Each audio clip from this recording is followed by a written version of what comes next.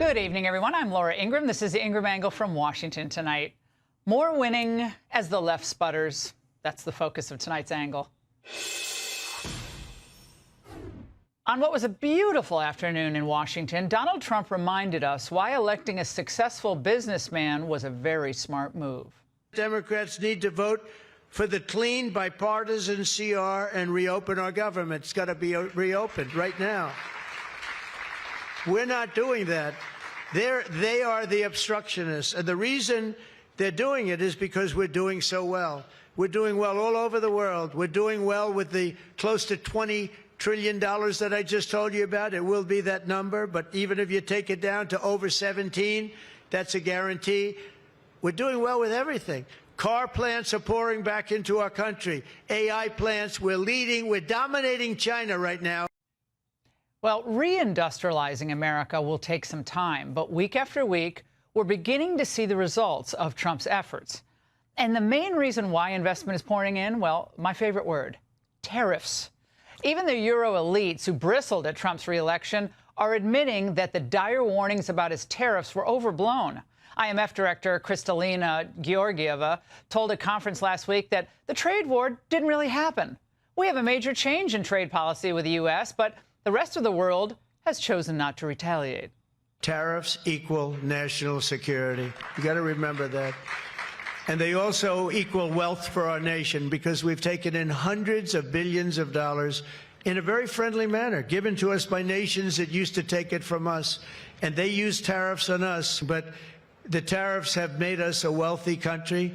They've given us tremendous defense. If you go back, you'll see some of the presidents that were the most successful were believers in tariffs. Well, that is true. And in fact, so much money is pouring in that Trump may even give tariff rebates to American taxpayers. We're a very rich country again. We'll start paying off debt. We'll do a lot of things. We'll probably make a distribution out of some of the tariff money. I think we're going to make a distribution over the next fairly short period of time to people because we took in so much money from the tariffs. You know, forget the COVID money, the COVID rebate, COVID checks. We want a tariff check. Well, the truth is he's just better at this stuff than any of these other people are. And unlike other American presidents, Trump's trade policies are grounded in one undeniable fact. America's marketplace is irreplaceable. Take Hyundai, the effort to avoid tariffs on their part. Well, they've moved major operations here, investing tens of billions of dollars. And after Trump's DHS booted their battery plant's foreign workers out of the country, things are back on track there. And they're creating economic opportunity in Georgia towns that had lost other major factories to outsourcing. The CEO, Jose Munoz, recently told his investors, quote, "My top 3 priorities are USA. If we do well here, it's very good for Korea. It's very good for the company." Now, would the hundreds of billions of dollars, and Trump said trillions of dollars in new investment be happening if Kamala were president? That's a trick question. Of course not. We'd all be hearing the giant sucking sound of more jobs to Vietnam, China, and India. We'd be getting ripped off and ordered around by Brussels and Beijing.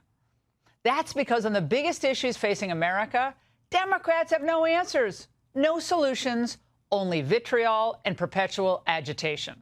They're so caught up with being anti-Trump that they're now pro-criminal.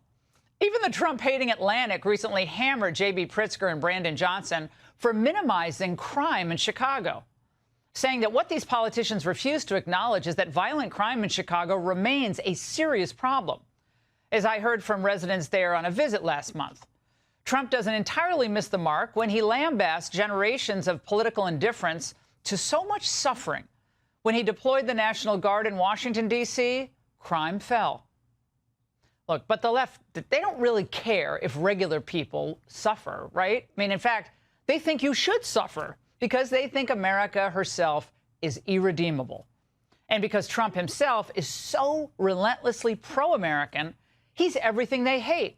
His style, his tone, and his priorities. We don't want dictators or kings in America, and we will never have it.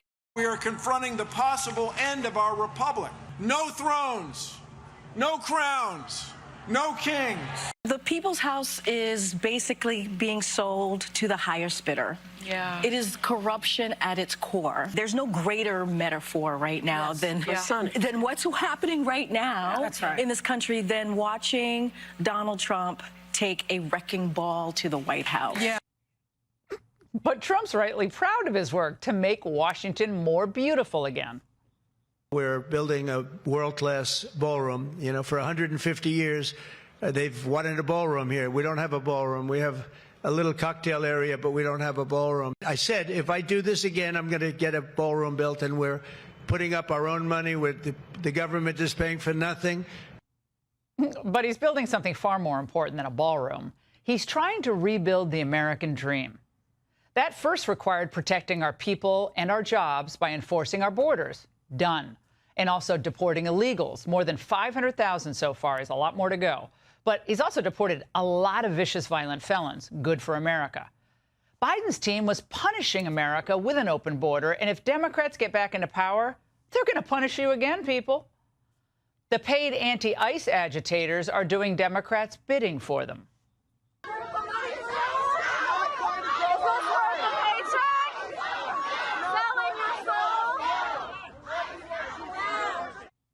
Aren't they lovely when you want them over for dinner? Again, all the Democrats have to offer are cartoonish rallies, giant costume parties. For them, it's always Halloween, except it's all tricks, no treats. Trump,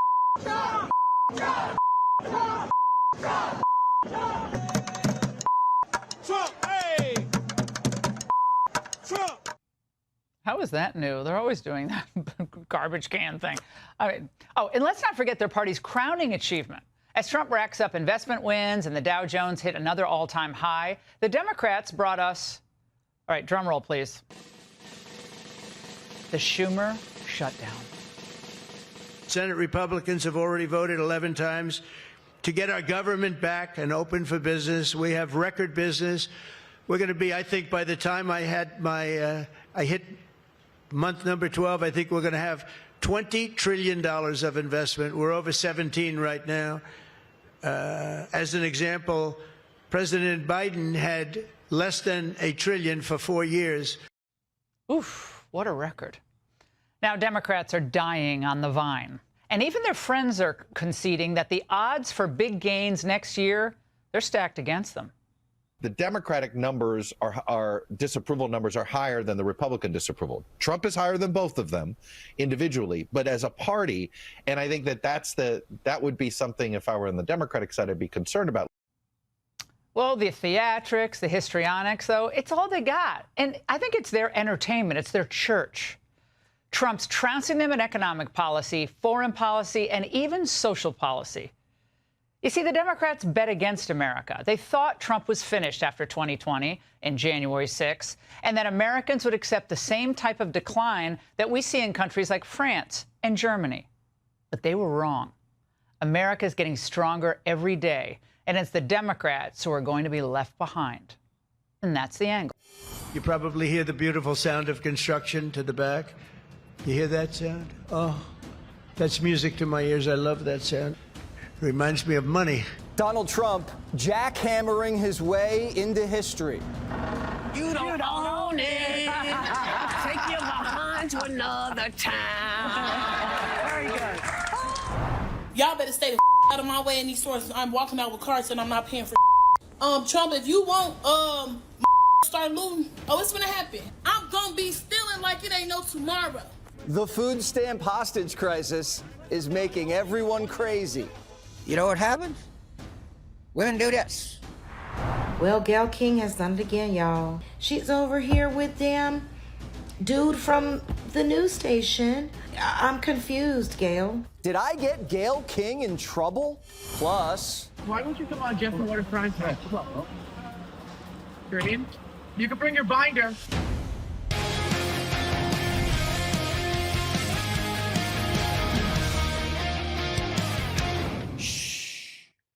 You hear that? You probably hear the beautiful sound of construction to the back. You hear that sound? Oh, that's music to my ears. I love that sound. Other people don't like it. I love it, Josh. I think when I hear that sound, it Reminds me of money. If you live in D.C., get used to those sweet, sweet, soothing sounds of demolition. The president's building the biggest and most beautiful ballroom in the world, and it's free. Trump and donors put up the money. And even though she lives in New York, it keeps Mika up at night. It is hard to watch that, and it's hard to believe that any president could destroy the White House. To take literally a wrecking ball to the White House. It's grotesque. Just grotesque. The ladies of The View tried drowning out the jackhammers with their pipes. You don't own that building. That is the people's building. You don't own it. You don't own it. You cannot take it down. You don't own it. Take your behind to another town. Hillary says it's not his house, it's your house, and he's destroying it. Hillary just called Trump a homewrecker. When her husband Bill was termed out, Hillary absconded with $30,000 of White House furniture. She even took the silverware. Nothing's more grotesque than what Bill Clinton did to that White House. And what's Trump destroying? Has Hillary not seen the new marble floors? Did you notice the white marble floor that was put there? That was made out of Home Depot tiles, about 1 foot by 1 foot. They were all broken, about 30 years old. And I replaced it with book-matched marble, paid for by your friend, President Trump. White House renovations aren't anything new. Presidents have been fixing up the White House for over 100 years. Teddy Roosevelt built the West Wing from scratch. FDR added an entire second floor and then put in an indoor swimming pool. The presidents that followed loved it. Kennedy liked a skinny dip. That was the swimming pool where Jackie would say, "I hear women inside." Are women inside? Quite a famous, I'm not saying anything, this was a part of a movie. And the Secret Service said, "No, ma'am, there's no women inside, ma'am. I'm sorry, ma'am, you're going to have to move along. But I hear women inside." "No, ma'am, you'll have to move along, ma'am." So that was the famous swimming pool. JFK left the pool so scandalized that Nixon filled it with concrete and turned it into the briefing room. Is that why they call it the press pool? We don't know. But Nixon left his mark. He put in a bowling alley in the basement. Truman gutted the whole White House, gutted it. And he slept across the street while they ripped the place up. Barry put a basketball court right on top of where Bush the elder played tennis. Michelle hated Barack playing ball. I'm always like, be careful playing basketball. You shouldn't be playing now. You now have a real important job. And literally, he's coming in with a gauze thing on his lip. He needed like 30-something stitches. I mean, his lip was, I saw it. He had some major speech on Monday. And I was like, this is what I'm saying? You're playing like you're 10 and now your lip is split. Taxpayers paid for every stitch on Barry's lip. Some of Biden's people are really mad Trump's doing construction. There's no greater metaphor right now than what's happening right now in this country than watching Donald Trump take a wrecking ball to the White House. Like the powers that are in the D.C. are not standing up. They're acting as if they're powerless. Biden painted a trans flag over the Truman balcony and had transgenders flashing their chesticles on the lawn. A nice, classy ballroom will class the place up after what Biden and Hunter did to it. Biden brought construction guys to the White House to do the Situation Room and then blamed them for the cocaine. Trump's bringing in construction guys. He's haggling about the price and then hanging out with them after a hard day's work. The left's glum because Trump's so unconstrained. They can't control him.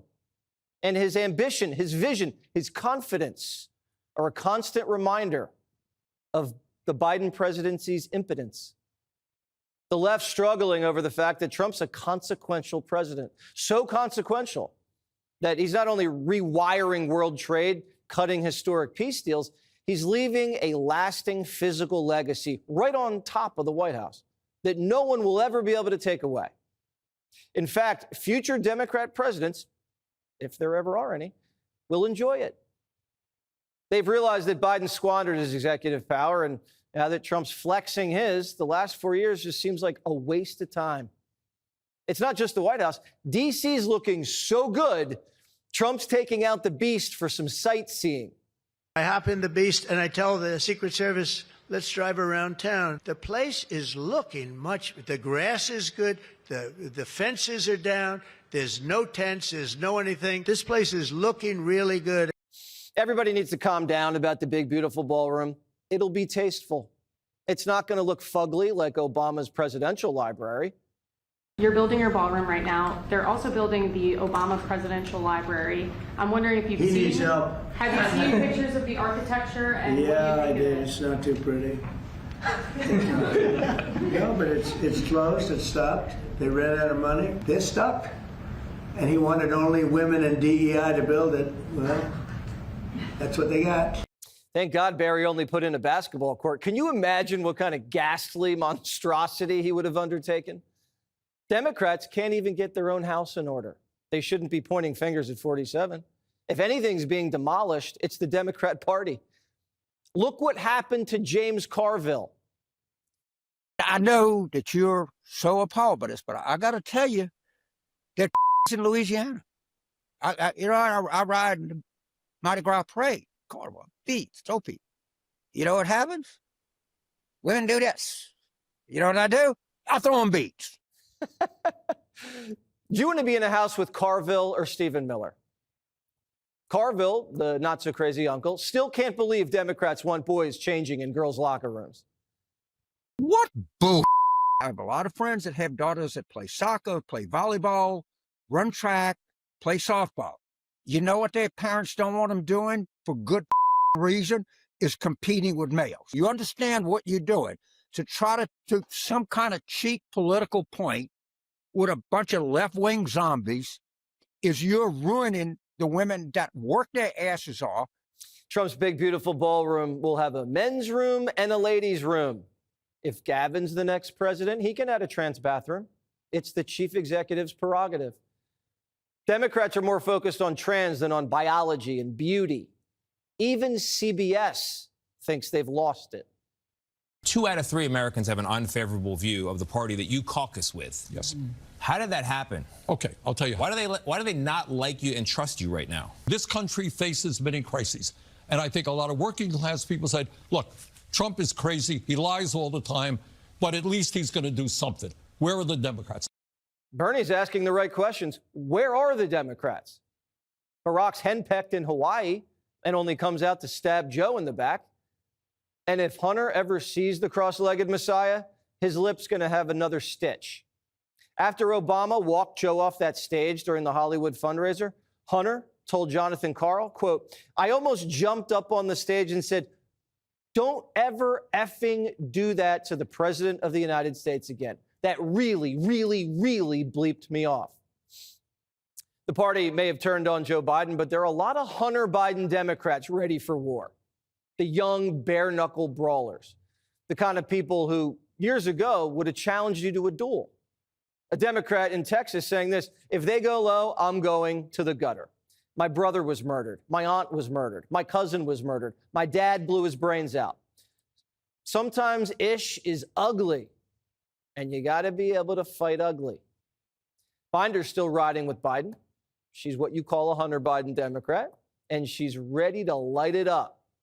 In this moment, there's an existential threat. Our democracy is hanging by a thread. Some people would say we're already an authoritarian regime. And I need to see teeth. I need to see fire. The DEI revenge tour's on. She's throwing the whole party under the electric school bus. And she's blaming, you guessed it, the whites. For me, as a Black woman, as a person who's also LGBTQ, I feel as if those communities that I am part of largely get taken for granted. It is not the big tent party that I loved and enjoyed and was part of and fought for. Binder, who never misses an opportunity to remind you she's Black and LGBTQ or STUV, says whites still can't see race. The leadership Democratic Party side of things, they're actually throwing people under the bus who are vulnerable and need protection. As a black woman who has walked through the walls of the White House and been part of this party for a very long time, we get forgotten, and that by large part the Democratic Party does not see us. Binder's mad at Nancy and Chuck for cooing Biden because she was collateral damage. And now that Trump's outlawed DEI, Binder's been hung out to dry. She can't get a job. Democrat donors won't hire her because she's the face of the cover-up, and corporate America won't pay her because she's not that smart. The only way her bread gets buttered is by the Bidens. That's why she still sounds like Biden's press secretary. I saw a guy who I had not seen backstage at the benefit that I did. It seemed like a dramatically different person. No one is saying that he didn't age. I'm talking about, did he have the questions that I was getting, the mental acuity? Was he able to govern? And the man that I saw nearly every day was someone who was engaging. We tried asking Binder, are you sure? But she wouldn't talk to us. Hey, Kareem. Johnny from Fox, how are you? Why won't you come on Jeff and Water Prime Time? Kareem, you can bring your binder. We can't blame her for not wanting to talk to Johnny. But we begin with the latest source of hysteria on the left tonight, a nightmare so serious it is causing panic and anger and feelings of helplessness among Democrats and their friends in the legacy media mob. In fact, it is so dire that I'm calling on all of our loyal viewers to offer support to their far-left loved ones and friends and neighbors and coworkers. And if you are a Democrat watching tonight, you might want to sit down for what I am about to show you. Take a look. You probably hear the beautiful sound of construction to the back. You hear that sound? Oh, that's music to my ears. I love that sound. Other people don't like it. I love it, Josh. I think when I hear that sound, it reminds me of money. In this case, it reminds me of lack of money because I'm paying for it, so it's the opposite. But it's going to be one of the most beautiful ballrooms anywhere in the world. Oh, the horror. President Trump is now remodeling the east wing of the White House and building one big, beautiful new ballroom, all paid for by himself and private donations, which is apparently a mortal sin in the eyes of the crazy left in this country. Take a look at this.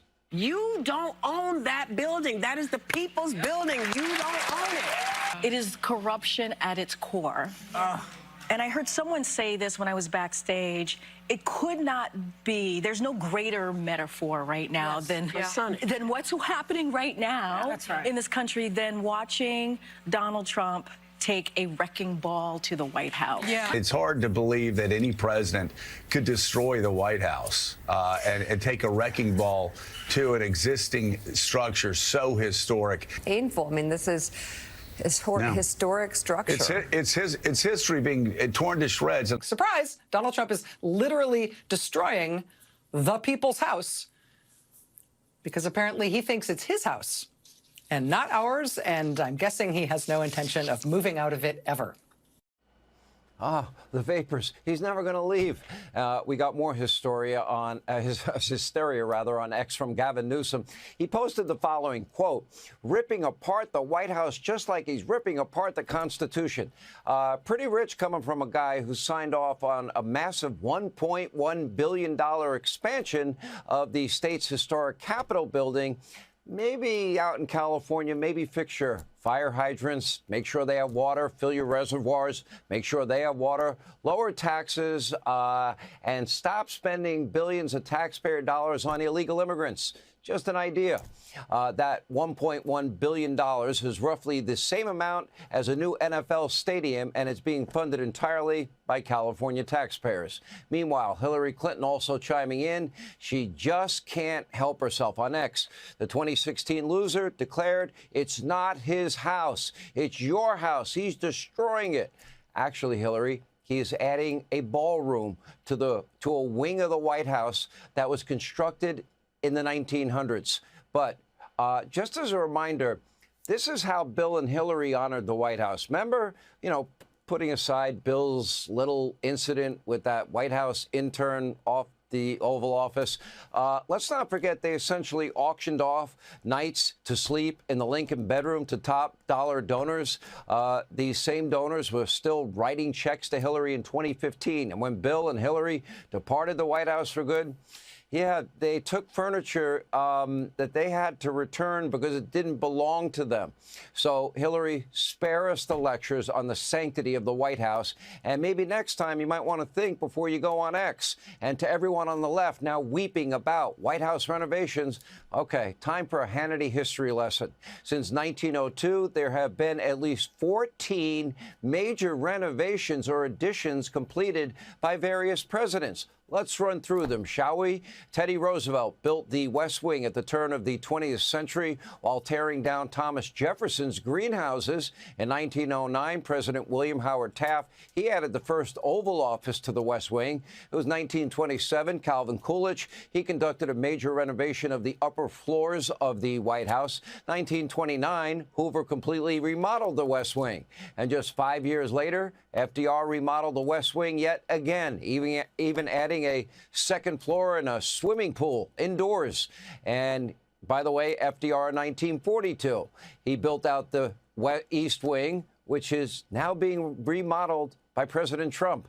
In 1948, Truman stripped the interior of the White House, preserving only exterior walls. 1970, Richard Nixon converted the swimming pool into a modern-day press briefing room. Take a look. This is, as you see over here, the Presidential Walk of Fame. And we had this long wall with half windows because that used to be a swimming pool on the other side of the wall. That was the swimming pool where Jackie would say, "I hear women inside." Are women inside? Quite a famous, I'm not saying anything, this was a part of a movie. And the Secret Service said, "No, ma'am, there's no women inside, ma'am. I'm sorry, ma'am, you're going to have to move along. But I hear women inside." "No, ma'am, you'll have to move along, ma'am." So that was the famous swimming pool. Now it's even worse. It's for the media. They covered the pool up. All right, you would think the press pool would actually realize that president after president, they have renovated, they have changed, they have upgraded the White House. This includes major changes under both Clinton and Obama. Now, the Trump-induced anger and rage on the left is beyond idiotic, and whether Democrats like it or not, one big, beautiful new ballroom paid for by the president himself and private donations will soon host major historic events for decades to come without spending one taxpayer penny. Stop it. Thank you. Okay. All right. All right. Thank you. All right. Settle down. Thank you. Tonight's program is sponsored by the American Beef Council. I'm What's for Dinner. Happy Tuesday, everyone. Former Biden press secretary Karine Jean-Pierre has a new book out called Independent. She came up with this title since she's going to be the only one reading it. Said she wrote the book because people at the grocery store kept asking, what's going on with the Democratic Party? And the only thing she could say was, paper or plastic.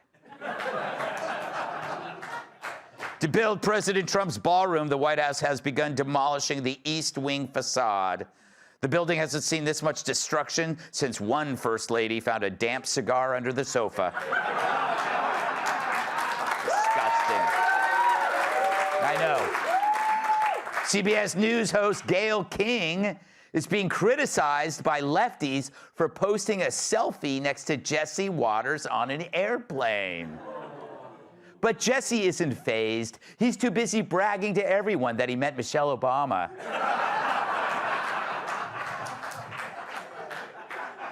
True, Jesse still calls Tyrus Charles Payne. Yep. On the Jimmy Kimmel Show, Jimmy had a drag queen on to read books to kids. No surprise, many parents were really upset that the show would expose children to Jimmy Kimmel.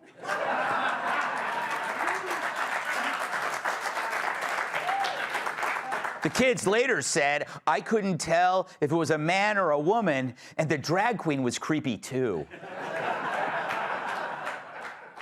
3 women have been arrested for trying to smuggle 8 kilos of gold into Japan by hiding it in their underwear. Their scheme was exposed when they were tackled by an aroused William Devane.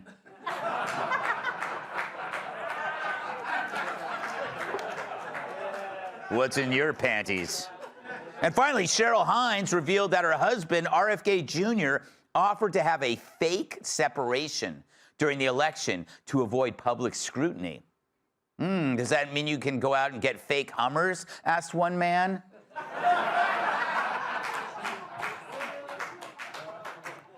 Believe he was referring to the car. All right. So, welcome to the Biden after party, where the creeps who sold you the worst presidency ever wants to sell you their books. And the media, which spent 4 years as a laxative for that crap show, is suddenly mad at Karine Jean-Pierre. Nope, they're not mad at themselves for missing the story, but at the Democrats who fed them their lines like a mama bird barfing into its offspring's mouths.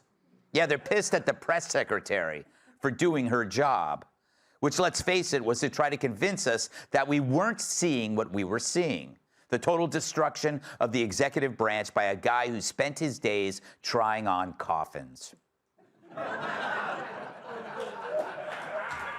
Now KJP is making the rounds with a new memoir called Independent, which could have been shortened to Independs.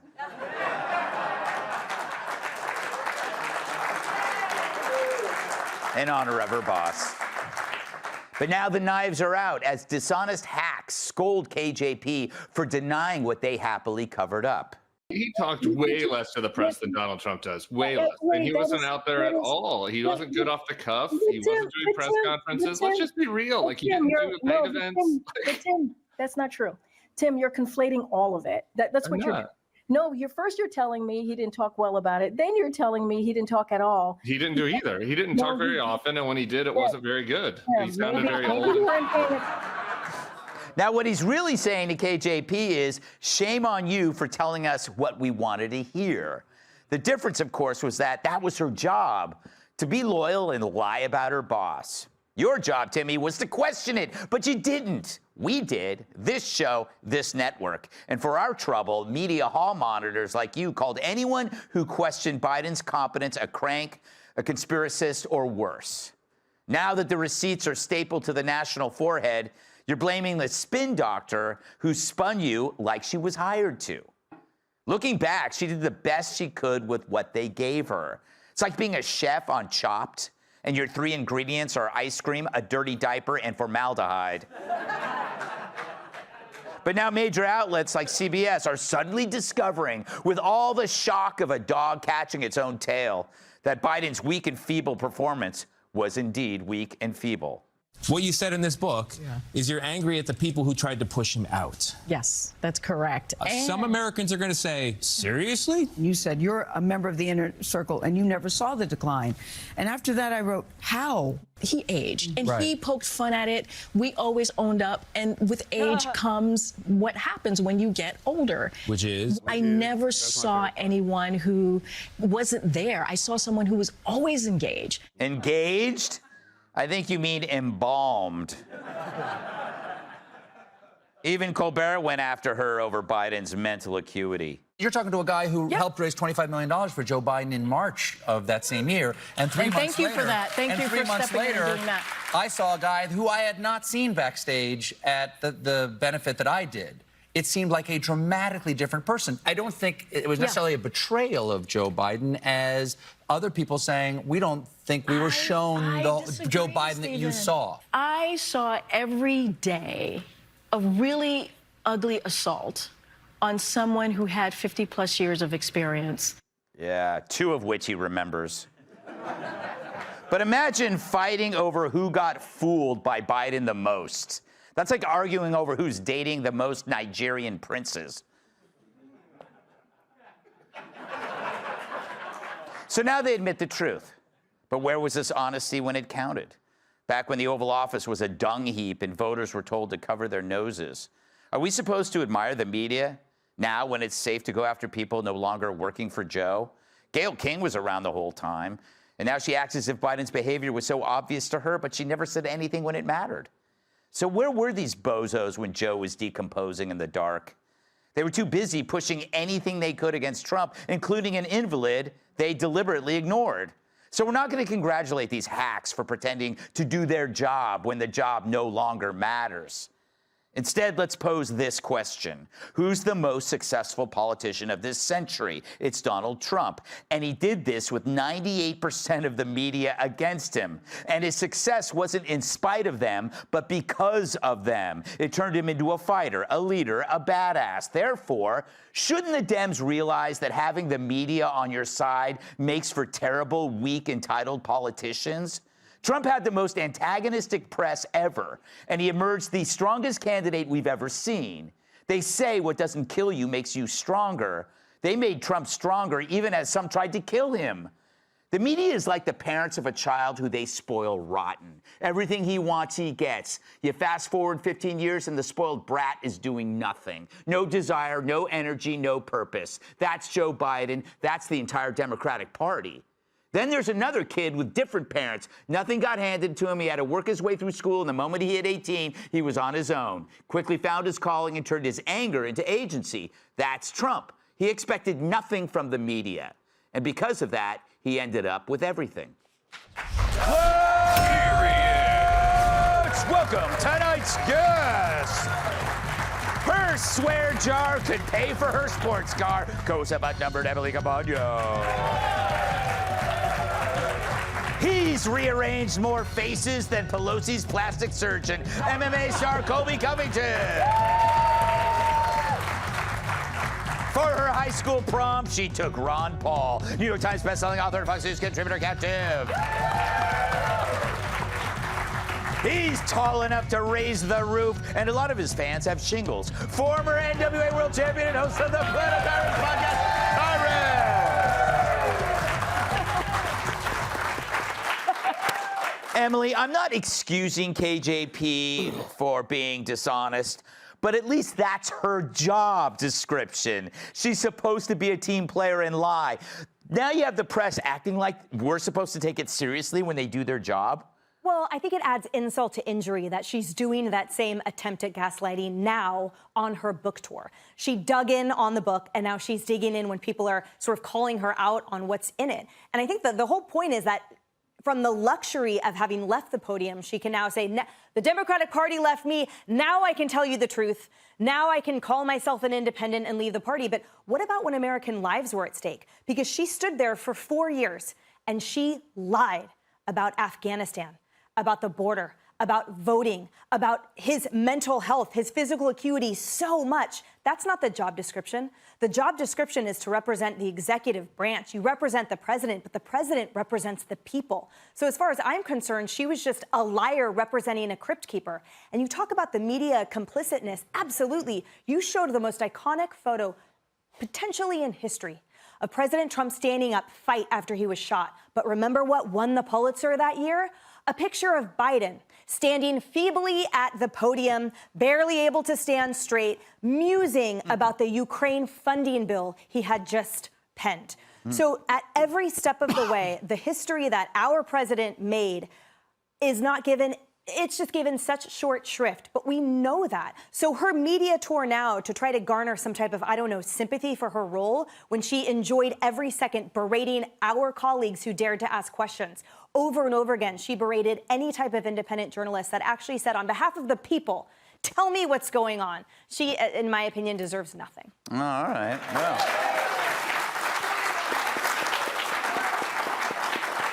Still, Colby, I hate the media more because they didn't question her. Now they're questioning her when it doesn't matter. It's true. The gaslighting is insane. Yeah. You know, I'm starting to believe everything and question everything she said all along. Was it a lie? Yeah. Now she's saying she's not a Democrat? Yeah. Is she even a lesbian? I mean, I don't know. Let's Only be you honest. can find out. I see that new haircut, KJB. Give me a call. Let me see what's in that binder.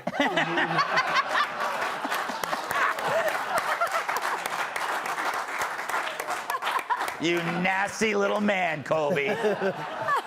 No. I think you mean the literal binder, though, right? The literal binder. Yes, yes. Cats! Still chuckling over that. I don't know. What do you think?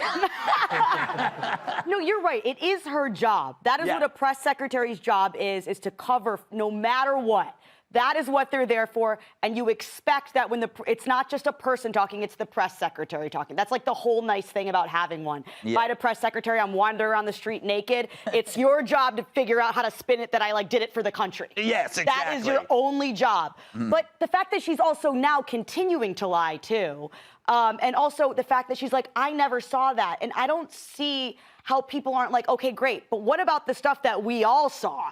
Because you don't need any kind of like insider information to go out there and to see the stuff that when he did go out there, what that looked like.